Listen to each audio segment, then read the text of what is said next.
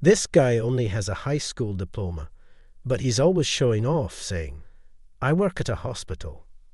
I bet he doesn't even do any significant work at the hospital. Such a pointless dude at a social mixer where I was the wingman. I constantly felt belittled by a classmate. He never missed an opportunity to assert his superiority. I was fed up with him. However, he didn't know the real me. Coincidentally, there was a woman at the mixer who knew my true identity. I reluctantly revealed it upon hearing it. That classmate was flabbergasted. "My name is Tim. I am a 28-year-old man currently working as a doctor in a hospital. I lost my mother to an illness when I was in middle school and was raised in a single-parent household by my dad. The experience of losing my mom to illness inspired me to become a doctor. It was a challenging journey, but I eventually earned my medical license and am now practicing medicine. However, whenever people find out I'm a doctor, they always have something to say. So, I just mentioned that I work at a hospital without going into specifics. I haven't been specific about my profession. Due to this, some acquaintances have misunderstood my actual profession. One of them is a guy named Mike, someone I've known since elementary school. I wouldn't call him a friend due to his character. Mike went to the same school for elementary, middle, and high school. He graduated from a national university, is a salesman for a major company, and is a man of flamboyant appearance and lifestyle. Even I, as a guy, have to admit he's handsome. His whole appearance screams money. There are rumors that he once spent tens of thousands of dollars in a single night at a club in downtown Las Vegas. So you get the impression he's a real ladies' man. But inside he is the worst kind of man, a scum to be honest. Even if he's dating a specific girl, he thinks nothing of making moves on other women. He can't handle his liar, and whether he has a girlfriend or not, he's always throwing parties. It's so much like that's the status of a man to do something like that. But actually, he was brought up in a normal family. I've told him several times that you should stop such behavior, but it doesn't seem to get through to him. You might wonder why I'm still in touch with such a guy. It's because he keeps inviting me to his mixers. It all started about a year ago when I bumped into Mike downtown after not having spoken since high school. He recognized me and approached. We were classmates, so he vaguely remembered my face. "Hey, are you Tim?" When I saw Mike, who was already dressed in full-body luxury brand stuff, from then on, I didn't really know who he was at first. "Who might you be?" I found myself asking. "Come on, man, it's me, Mike Williams, your classmate from senior year of high school." Even with that, I couldn't quite place him. That's because he looked completely different from when we were in high school. I don't recall having such a flashy guy in our class back then. It wasn't until he showed me a photo from high school on his phone that I exclaimed, "Oh, it's you." "Actually, I'm surprised you recognize me," I admitted. "You look exactly the same as you did in high school," he chuckled. "So, what are you up to these days?" he asked. "Me, I work at a hospital now." "You work at a hospital? You didn't go to college, did you?" he inquired. "All right, that's the story," I replied, just as we were about to dive into old times. For some reason, Mike remarked, "So you're basically saying you went straight from high school to being unemployed and now work at a hospital, right?" "No, that's not it," I tried to clarify, but he wasn't listening. He had made up his mind. "Working at a hospital is a big deal for a guy who just has a high school diploma," he concluded. "I don't just have a high school diploma," I retorted. "Well, whether you're a medical admin or a janitor, it's all hospital work, I get it. Men want to show off," he continued. Moreover, for some reason, he sympathized with me and said, "I feel bad for you, Tim. I'll invite you to our group hangouts." And that's how I started getting invitations almost every time. To be honest, even if I go to these hangouts, Mike always looks down on me by calling me just a high school grad and makes fun of that fact, laughing about it. Honestly, it feels like I'm just being made a fool of. And his personality is terrible, to be honest.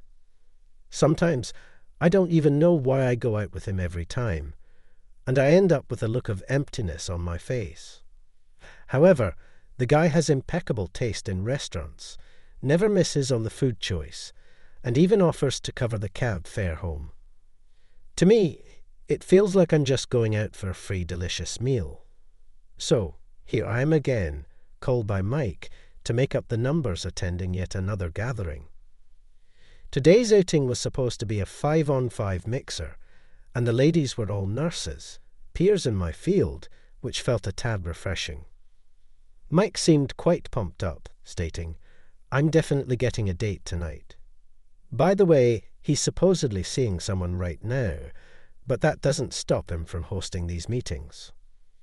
It's human nature to seek out new connections, even if you're already dating someone, he'd say. As usual, his audacity almost feels refreshing. Tonight's venue is a fancy private dining room with a view overlooking New York. Mike had told me to dress sharp, so I wore the only decent jacket I had. Upon seeing me, the first thing out of Mike's mouth was, "Isn't that a bit plain?" "That's all I have," I replied. "Well, you're just a high school grad. It makes sense you'd have less money than me. You'll be perfect as the wingman," he teased. I wanted to tell him off, but I held my tongue. "All right, everyone, cheers." With Mike's call, the gathering officially began. We clinked glasses, and I took a sip of my draft beer. Although it was supposed to be a 5-on-5 mixer, only Mike and I showed up on the guy's side. The other three apparently flaked out. But the fewer men, the more chance for Mike to mingle with the ladies. He seemed to be in high spirits. The women chosen by Mike's impeccable taste were all incredibly beautiful. Last-minute no-shows happen now and then, but 3 at once is quite rare. Every time, I wonder just how unpopular Mike is. But then again, I also question my sanity for showing up almost every time he asks. Thanks, everyone, for coming tonight. I know we have some notable absences, but let's enjoy with the looks we have. Mike, still in high spirits, exclaimed. "Thank you for having us." The ladies cheerfully responded. Then one of the women turned to me and said, "You are Tim Miller." "I work in a hospital." "Nice to meet you," I replied, trying to keep it simple. Suddenly, the chatter among the 5 ladies went like, "What? No way. Perhaps they think I'm plain compared to Mike." Today, Mike's in his usual designer suit, whereas I'm just in regular clothes. Several minutes into the group date, Mike quickly nestled himself among the ladies, just like always. He was going on, boasting about his job and the luxury brands he owns. The ladies seemed to be enjoying his stories, laughing and giggling, making Mike even more cheerful. They'd had quite a lot to drink, and it seemed like Mike was pretty tipsy. As for me, I was enjoying my meal, especially the salmon ceviche, thinking, this is a lively group. There's never a mess when Mike picks the place. Both the drinks and the food are always on point. It felt like it had turned into a 1-on-5 date. Every now and then, the ladies chatting with Mike would glance over at me or whisper something. Although I was engrossed in my meal, I noticed this. Mike said to one of the women, Hey, Michelle, aren't I way cooler than him?" Wrapping his arm around her and pulling her close, Michelle, who he referred to, giggled and said, "Oh, stop it." I thought to myself that the atmosphere felt like one of those kinds of places. Then Mike said, "This guy, him man. He's been my buddy since elementary school, you know." Despite only having a high school diploma, He always brags about working at a hospital. I bet he's not even doing anything significant there. What a joke. Mike continued, and this guy, back in high school, he didn't stand out in class. Almost a nerd, only focusing on studies and part-time jobs. Even with all that studying, he didn't go to college. Probably because he grew up in a poor, single-parent household. Once that happens, man, life's pretty much over. Mike laughed loudly, while the women looked taken aback hearing Mike's words. I sighed. Mike, you've had too much to drink. Take it easy, man. I placed a glass of water in front of him and got up. What's the matter? Running away? Mike cheered, ignoring me. I headed to the restroom. Mike's nasty attitude when drunk isn't new, and the demeaning comments he makes about me are routine. It doesn't bother me anymore, but it's always a mood killer. So, it's best to excuse myself. Man, he's drunk again today. Can't just leave him like that. I'll just tune out the rest. Every time Mike goes to a mixer, he ends up like that, so I can't just leave him there. Can't really leave him with the ladies either, I thought as I walked out of the restroom. Someone suddenly approached. You're the director, right?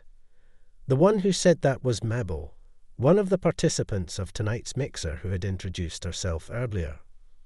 Her eyes widened at the mention of director, and she continued, I work as a nurse in the pediatrics department at 7 Stars Hospital. All the girls here tonight are nurses from 7 Stars Hospital. Upon hearing this, I couldn't help but exclaim, really? 7 Stars Hospital is where I currently serve as the director. Mike seems to be misunderstanding something, but aside from being a doctor, I also work as a hospital director. However, once people find out I'm the director, many so-called acquaintances with ulterior motives approach me, so I usually just say I work in the hospital. I'm not lying by saying that, but I never expected that tonight's group of girls would be nurses from our hospital.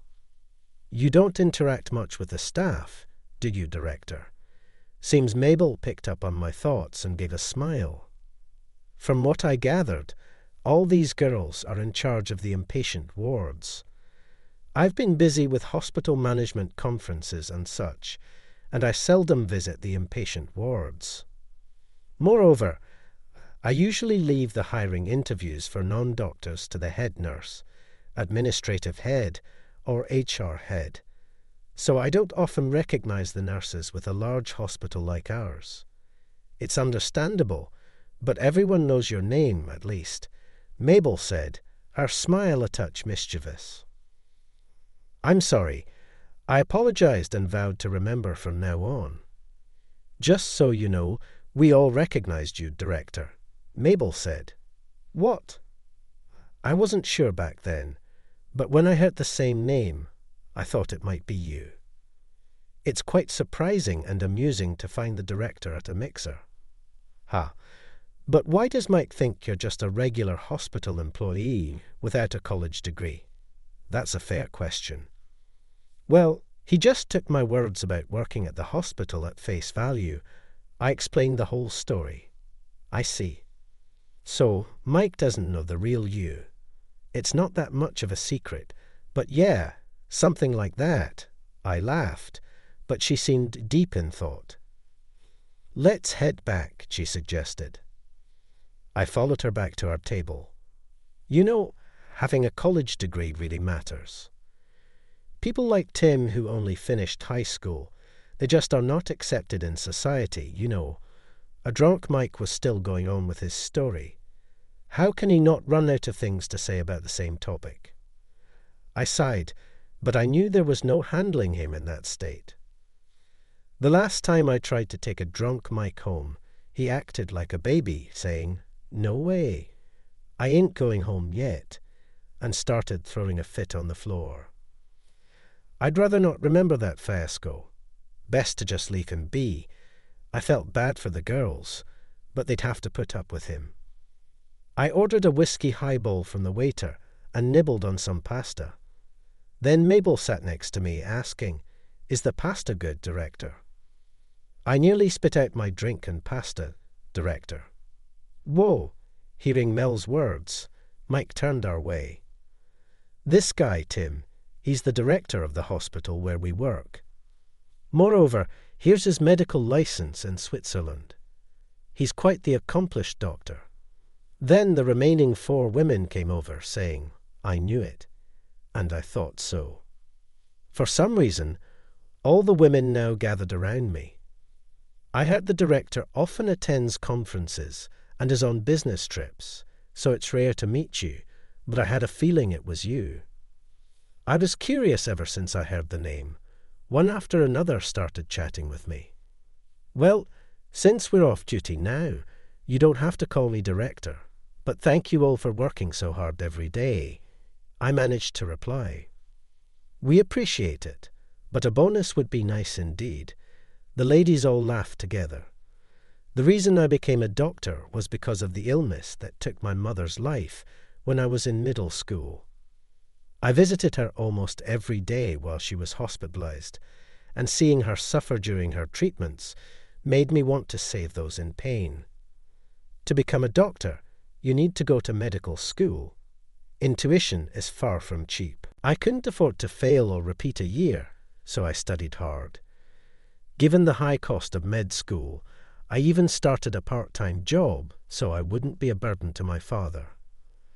High school felt like it was just studying and working, just like Mike said. In school, I was always hitting the books and working my side jobs all the time. I was so swamped every day that I don't remember having a typical teenage experience during that time. I heard that there was ongoing research in Switzerland about the disease that caused my mother's death. There were rumors that a cure might be found soon. It seems that such research is indeed advancing in Switzerland, so I decided to get my medical degree there, not in the US. Thankfully, I was good at German and French, had decent grades, and thought I'd have a better chance at finding a cure there. I discussed it with my father, who gave his blessing, and right after high school, I went to Switzerland on my own. To be honest, I didn't tell any of my classmates. It might be because I was too engrossed in studying and working, and I didn't have close friends. But I also didn't want any fuss about my decision to go to Switzerland. I got into a university and managed to get my medical license there. I also joined a team researching the disease and led a busy life as both a researcher and a doctor. And a few years ago, we finally established a cure for the disease. It's now treatable. But that meant my personal goal was achieved sooner than expected. While I was pondering what to do next, I got a call from Dr. Smith, a renowned authority on cardiology and a member of our team. Since my specialization also includes cardiology, I personally referred to Dr. Smith as Master. He proposed, "Tim, how about coming back to the States and becoming the director of one of our affiliate hospitals? We have a hospital in our medical group that we'd like to revamp. We're thinking of bringing in a young director to draw attention. Having a young director who's returned from overseas would be a great selling point. Plus, I like your dedication." Do I come across that way? Not everyone would go abroad to study medicine and research a cure, I replied. Why not try that passion as a hospital director? He suggested. Honestly, I wasn't sure if I could handle such a significant responsibility, but I decided to accept the offer. And about a year ago, I was entrusted with 7 Stars Hospital. But as a director, I feel I still have much to learn. Every day, Catherine, one of the attendees, told me, "Doctor, you always look so serious in the hallways. I thought you were much more intimidating," and laughed.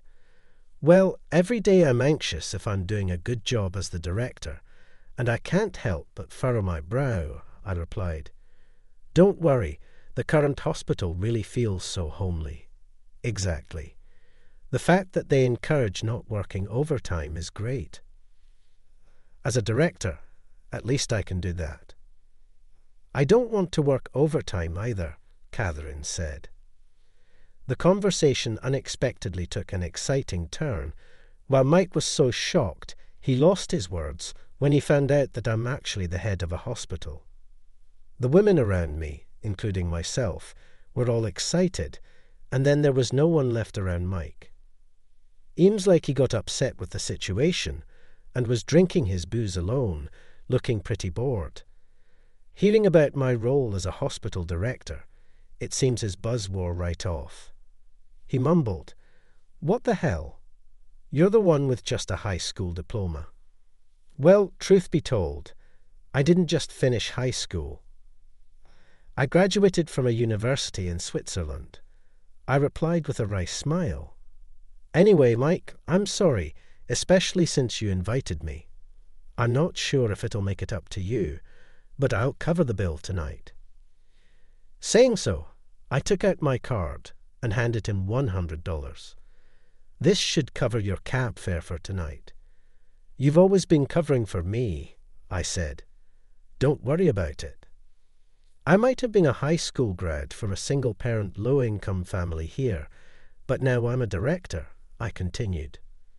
Mike, with a frustrated look, just left the bar, and the group date came to an end. As it turned out, Mabel and I were headed in the same direction, so we decided to walk together. Director, you really take care of everyone, don't you? Mabel remarked. Oh, do I? If it were anyone else after being looked down upon like that for supposedly being just a high school grad, you would have left in anger. That happens all the time. I'm used to it, and I didn't want to leave the ladies in that situation. That's what makes you care. You're always putting up with it, right? That makes you a good person in my book, she said with a laugh. But why did you reveal my identity there? Because seeing you ridiculed like that, when I know how capable you really are, I couldn't keep silent. Plus, you're quite popular among the staff, so maybe you should mingle with everyone more. Wait, I'm popular? I asked, surprised. Yes, you became a director at such a young age, and everyone is eager to hear about your experiences in Switzerland, she explained. I had no idea. Being a director keeps me busy. Maybe from tomorrow, I'll try to interact more with everyone. Please do, Tim, Mabel laughed. The next day, while I was having lunch in the hospital's cafeteria, 5 of the female nurses from last night's mixer approached me, saying thank you for last night quite loudly. In fact, this caused a stir among the other staff members. What? The director went on a mixer. You know, the director was seriously looked down upon yesterday. The chatter began, and by evening, that talk had spread throughout the entire hospital. From that day on, other doctors would approach me, saying, "Hey, director, invite me to your next mixer too." From then on, I started actively engaging with other doctors, nurses, and staff. Although the catalyst was the mixer story, I felt I couldn't miss out on this opportunity. People always thought you, the director, were a pretty stiff type, but turns out you're quite approachable. I heard you've been attending those mixers quite a bit, they said, and I could only respond with a smile. From then on, I continued to engage like that, and I felt the overall vibe in the hospital started to improve. Even my mentor, Dr. Smith, who happened to visit the hospital, mentioned, "The hospital has become so much more welcoming. Good thing we left it in your hands, Tim." This made me more determined than ever to excel in my role as director. After that mixer, I began to regularly dine out with Mabel, and our relationship naturally progressed. A few years later, I proposed to Mabel. Of course, she said, "Yes, I'll do my best to support you, Tim. I've always had many responsibilities like the hospital, its staff, and all the patients who rely on us. But now I have one more precious thing to protect," I confessed. "I carry that weight every day. I'm not always sure if I'm making the best choices, but to keep everyone happy, I think I'll always give it my all, even if it means relying on others at times. All right, everyone's presentations are done. Nick, the manager, said as he tried to move the discussion forward. Excuse me, I haven't. I recently found out something. Nick interrupted me and began to speak. There's apparently someone in this department who didn't graduate high school and is just a part-timer. Meetings should be for employees only. Absolutely right. His lackey, Mike, of course, agreed with Nick. I'm leaving. After leaving the meeting room, I started to shut down my computer. I noticed that an email had arrived, not in my personal inbox, but in the company's shared email. Thinking, there's no point in speaking up, no one will listen, I went home quietly. The next day, I heard a commotion from Nick's desk. He was staring at his computer screen, his face pale.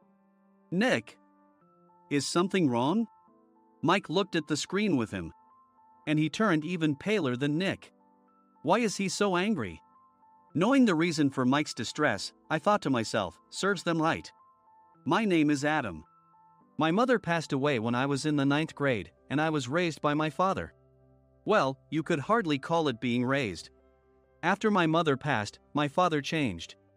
He drowned his sorrows in alcohol, and though he still went to work, he squandered our living expenses on horse racing. Because of that, I had to start working part-time as soon as I entered high school. Every month, I went to the convenience store with bills in hand that couldn't be auto-deducted from my father's account. Even though I endured it because I didn't want to be alone, I reached my limit in my 2nd year of high school and dropped out. I found a live-in job at a distant inn. Thank you for everything. The day I left home, my father, still staring at the TV, spoke. Take care. That was our last conversation. Back then, 18 wasn't the age of majority, so I needed my father's permission to work, and I couldn't hide my place of employment. Yet, my father never visited me even once.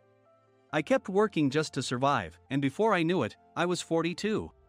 Years of hard work paid off, and I was transferred to the headquarters. I was thrilled to be recognized by the company, as I thought I'd be working in the field until retirement due to my lack of formal education. Listen up. Our work can change the future of our employees. Don't drag us down. On my first day after the transfer, Nick, dressed in an expensive suit, spoke sternly. There was a reason for this. Our inn was located in a prominent tourist destination, known so well that everyone in the state could sing its commercial jingle. At its peak, we had 5 locations within the state. But that was long ago. Due to financial difficulties and aging facilities, only the place where I had worked for many years and the original establishment remained. I was prepared to lose my job anytime, but now there was a glimmer of hope. With the rise of social media, the tourist area where the inn was located started gaining attention again. Depending on how hard the sales department, where I was transferred, worked, we could either thrive or be forced to give up this prime location to the new hotel chains continuously popping up. For Nick, who had switched careers from another industry to strengthen our sales, this was a battle he couldn't afford to lose. I understood why he had to be strict. I will do my best. Nick sneered at my enthusiastic declaration. Did you not hear what I said? I'm sorry. I thought I was listening carefully. Out of habit from years of customer service, I apologized reflexively, though I had no idea what had offended him. Someone was watching me with a smirk. In this department, there are those who are expected to excel and those who have been shoved here because they have nowhere else to go. You are the latter. It was Mike, the section chief. He's 7 years younger, at 35. But he was called to headquarters much earlier than I was and had been moving around within the headquarters ever since. I'm not jealous, but I can't accept that he's my boss. Graduating from a prestigious university, he has an unusually high pride and caused many problems as a newbie, making things very difficult for me when I was the front desk leader. When I found out Mike was transferred to the sales department a month before me, I was disheartened. Mike is right. With just a middle school diploma, there's not much you can do. Don't even think about achieving results. As if I didn't exist, Nick remarked, I'm thirsty. Mike eagerly ran to the coffee maker. It seems Mike is Nick's lackey. I regretted being happy about my transfer to headquarters, wishing I had stayed on site forever. Send a direct mail to every company on this list by the end of the day. Nick only assigned me tasks that even a new graduate could handle. What? There are over 1,000 companies. You want me to send to all of them by today? Yes, if you and your fellow misfits split the work, even those with nowhere else to go should finish by today. I glanced at the employees typing away expressionlessly. They were worn out from customer service, only thinking about leaving on time, or were women reassigned after having children. With zero motivation for work. Even Sam, a new graduate from the same university as Mike, who was supposed to be among the expected achievers, had no enthusiasm for the job. Having joined the company wanting to do customer service. I don't care what they say, I plan to quit anytime, he said. Only Nick and Mike were highly motivated, making all the decisions between the two of them. I originally only wanted to work at the inn to survive and had no particular attachment to this job. I swallowed my words, thinking I had no right to reprimand them. About a month after the transfer, Nick told us with a frustrated look. To commemorate the 50th anniversary, we've decided to create a plan exclusive for one group per day. Originally, Mike and I were supposed to come up with it, but our president, Mr. Thompson, insists on hearing everyone's opinions. So, you all get a chance. As Nick explained, Mike began handing out prints. Make sure not to embarrass Nick. If your ideas are half-baked, you'll have to redo them. It seemed that they had printed his handwritten notes by Mr. Thompson, which included several questions and a section for free responses. It made sense why Nick had to seek our input, given that all responses had to be submitted to Mr. Thompson. We were given a week to think about it, and a meeting was scheduled to compile our ideas. My plan is to let guests enjoy both the old and modern America. Nick began the presentations. Guests would watch a master confectioner at a nearby traditional sweet shop make sweets in front of them. The welcome drink would be premium tea in a bottle. Nick's plan was certainly attractive. After his presentation, Nick called on us to present in the order we were seated. Just as I stood up for my turn. All right, everyone's presentations are done. Excuse me, I haven't. I recently found out something. Nick interrupted me. There's someone in this department who didn't graduate high school and is just a part-timer. He was likely talking about me. I joined the company as a part-timer and was made a full-time employee when I turned 20. That was 20 years ago, so Nick and Mike probably had no chance to know until recently. Meetings should be for employees only. Absolutely right. After that, Nick kept creating opportunities to solicit everyone's opinions, purposefully excluding me from speaking. The meeting unexpectedly heated up and went past the scheduled end time. A few people asked to leave, and the discussion continued with the remaining few. Still here? Normally, you'd leave in that situation. Though I had no attachment to the job initially, hearing kind words from customers made me want to make them happier. For someone like me, with nowhere to go, the inn was my home and customer service was my life. I felt pathetic about my current self. I'm leaving. I left the conference room and started shutting down my computer. I noticed an email had arrived, not in my personal inbox, but in the company's shared email. Thinking no one would listen to what I had to say anyway, I quietly went home. The next day, while preparing the DM as instructed, I heard a commotion from Nick's desk. In his haste to stand up, he hit his knee on the desk. He stared at his computer screen, his face pale. Nick! What's wrong? Mike, thinking he should be the first to rush over, approached Nick while still wearing his coat. He peered at the screen with Nick. And he turned even paler than Nick. Why is he so angry? Who is responsible for this company?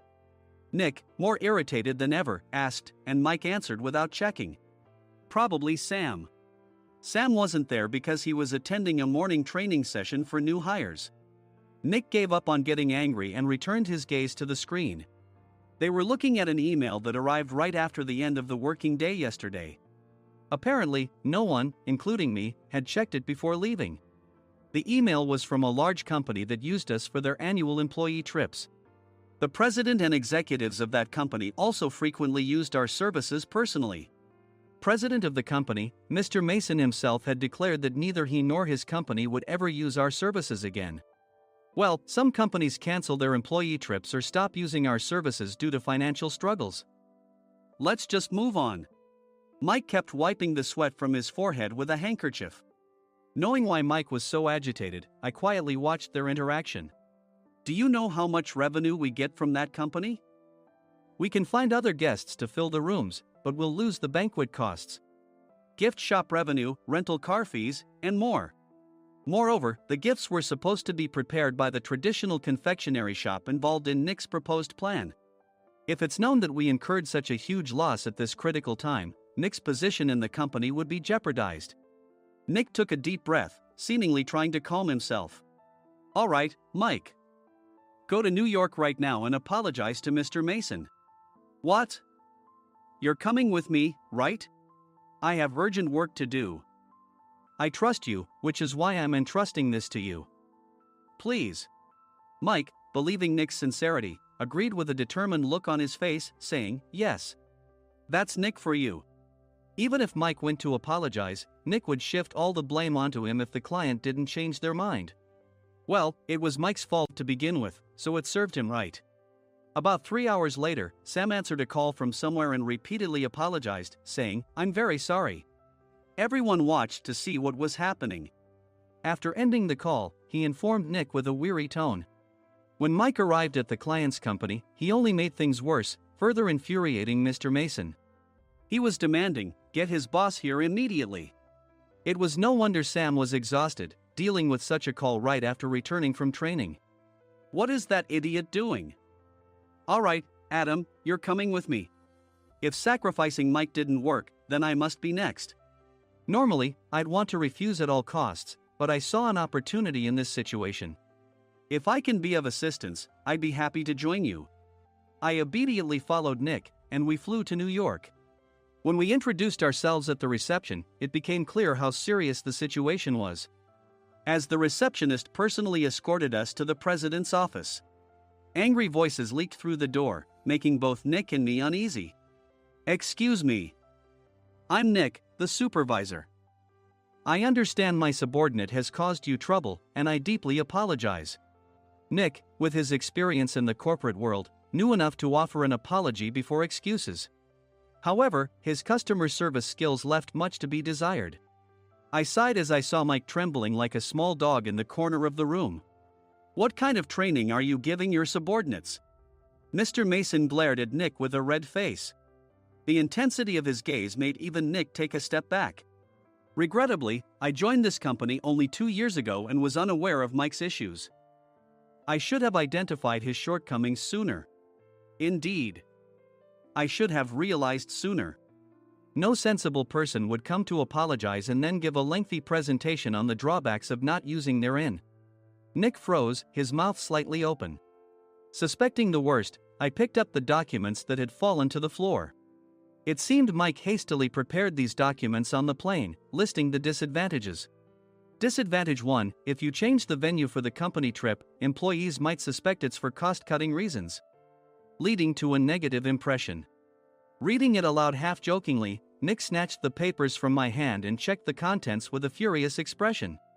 Among the stack of documents was a receipt from a nearby convenience store's copy machine. I felt a pang of dread, hoping he hadn't shown the receipt as well. What do you think he said when I asked what kind of nerve he had to do this? I'm very sorry. Faced with the dire situation, Nick must have thought there was nothing left to do but apologize. In a voice smaller than I'd ever heard from him, he uttered words of apology. He said, I'm a Harvard graduate. I don't believe I said anything wrong. Mike! What have you done? Forgetting his plan to pin the blame on Mike, Nick yelled loudly, even in front of Mr. Mason. I didn't do anything wrong. You're still saying that? Look at him. Mike pointed at me with a shaking hand. I was assigned to headquarters in my 20s and now I'm a section chief. This guy only made it to headquarters at 42. Everything I've done proves I was right. So why are we losing the contract? Having said his piece, Mike collapsed to the floor. Of course. You were sent there because you had nowhere else to go. Mike never expected to hear such words from someone he looked down upon. He lunged at me, and Nick hurriedly stepped in to stop him. Mr. Thompson told me Mike is a quick thinker, and to take good care of him. There's no way he was pushed aside. Don't make things worse here. He didn't say quick thinker, he said only quick-witted, didn't he? I don't remember that part. I recalled the many troubles Mike caused when he was a newbie. When Mike was on the front line, his pride was so high that he never apologized to customers. Customer service, especially in our job, doesn't work alone. It brings both good and bad situations. If the front staff or housekeepers made mistakes, or the cleaning company didn't properly clean a room, one had to apologize to the customers regardless of personal fault. Mike, in such situations, would never apologize, insisting he wasn't at fault. This often angered customers, and as the front desk leader, I frequently had to apologize on his behalf. He caused complaints and disrupted operations, which is why he was quickly moved to headquarters. In departments where he didn't interact directly with customers, his quick thinking was beneficial and things went well. But it seemed his flaws were starting to show. Corporate reservations are supposed to be entered into the system by the sales representative. But a quick check yesterday revealed that more than 10 items were missing from the client's reservation. The handover document clearly stated what needed to be prepared. Why didn't you enter it into the system? Why do we have to give them special treatment?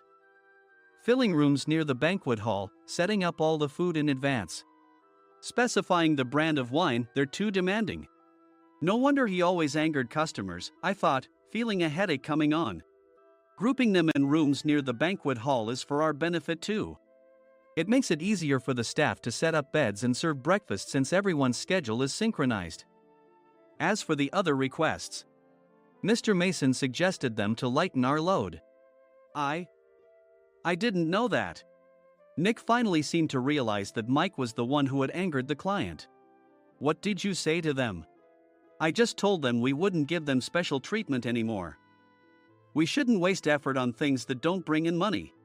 I was utterly exasperated at his lack of understanding of customer service. Of course, we shouldn't comply with unreasonable demands. But carrying over successful practices from past stays makes customers feel remembered and enhances their experience. Good memories encourage repeat visits. That's part of our job. I looked down at Mike, who was sitting on the floor. In our job, nothing is a waste.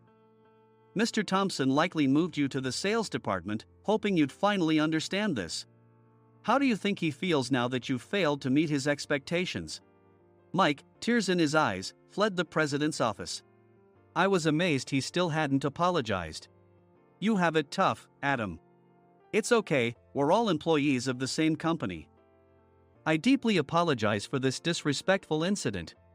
Especially after all the care you've shown us. If it weren't for you, Adam, I really would have stopped staying here. When I heard you were moving to the sales department, I was willing to reconsider if you handled it. Seeing us talk so amicably, Nick's face contorted. Do you two know each other? Adam's service is excellent. I always requested him specifically. Normally, we don't accept specific staff requests, but we made an exception for Mr. Mason, adjusting my shifts accordingly. He had personally stayed at our hotel just before my transfer, and during casual conversation, I mentioned, I'm moving to the sales department soon. If I hadn't told him then, things could have been much worse. Please continue to take care of us. I look forward to it. On the return flight, Nick awkwardly offered me a can of beer. It's still working hours. Of course, I had no intention of forgiving him for a single beer. Nick might try to pin everything on Mike and avoid any consequences. While pondering this, a startling fact came to light. Nick, the tea bottles for the plan have arrived. I handed Nick a bottle labeled with our inn's name. They look good. What are you talking about? These are plastic bottles. I had assumed we would use the trendy, high-end bottling tea. But what arrived were ordinary plastic bottles of tea with customized labels. The only unique aspect was the label, which had the inn's name, making it look customized. Upon further investigation, I discovered that a substantial amount of money was set to be paid to the tea company. It was priced like bottling tea. Does this plastic bottle really cost $100 each? The tea inside is specially blended for us. The extra cost is for that. Wouldn't it be better to use another tea company? Or is there a specific reason we must use this one? As Nick continued to make excuses, I showed him a printed email. I informed the tea company's president, Mr. Mitchell, that we discovered irregular payments and he confessed. He said you two were high school classmates and planned to split the extra money. That idiot. Why did he confess? That's not important. You should worry about yourself, this could turn into a police matter. Opening the bottle cap, I suggested. How about calming down with this tea? It supposedly has a relaxing effect. Nick drank the tea frantically. In the following days, decisions were made about their fates. Mike was reassigned to the General Affairs Department, with no chance of transfer or promotion, as per Mr. Thompson's orders. As for Nick, since the payment to the tea company hadn't yet been made, he narrowly avoided legal trouble. Instead, he was encouraged to leave the company, and to avoid further complications, Nick submitted his resignation. Rumor has it that connections between HR departments have made it difficult for him to find new employment. Even though it was good to have those two gone, something unexpected happened in the sales department. Everyone became motivated and united in refining the 50th anniversary plan. In the end, my plan was adopted. We collaborated with the Tourist Information Center to provide personalized guides. The plan, tailored to the number of guests, was truly special for the 50th anniversary. Hey, is Adam's family coming to stay? I immediately booked that special plan for my family. Sam noticed it on the reservation list and quickly picked up on it. Yes, I'm inviting my father. That's great. I might invite my parents too. I lacked the courage to face my father just as Adam. But here, with the confidence Mr. Mason praised, I felt ready. The 50th anniversary plan was a perfect opportunity to reconnect with my father. I hoped to bring back the days when we could laugh together as we once did.